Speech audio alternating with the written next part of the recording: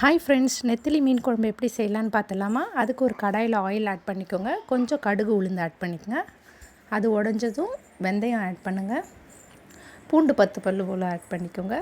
Cut பண்ணி வச்சுருக்கோம் onion and curry leaves add பண்ணிக்கோங்க. நல்லா இதை மிக்ஸ் பண்ணிவிடுங்க. கல்லுப்பு ஆட் பண்ணிக்கோங்க தேவையான அளவு. கொஞ்சம் போல் மஞ்சத்தூள், கட் பண்ணி வச்சுருக்க டொமேட்டோ ஆட் பண்ணிவிடுங்க. இதை நல்லா மிக்ஸ் பண்ணிவிட்டு அதுலேருந்து ஆயில் செப்பரேட் ஆகி வரணுங்க. நல்லா மிக்ஸ் பண்ணணும். இப்போ நான் காட்டுற மாதிரி நல்லா மிக்ஸ் பண்ணிவிடுங்க. தேவையான அளவு குழம்புத்தூள் போட்டுக்குங்க. அதோட பச்சை வாசனை போகிற அளவு மிக்ஸ் பண்ணுறேங்க. ஆல்ரெடி நான் புளி அண்ட் உப்பு கரைச்சி வச்சுருக்கேன், அதை ஆட் பண்ணிவிடுங்க.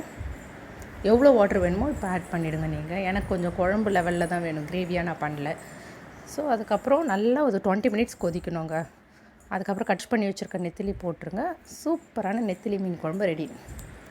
பாய்.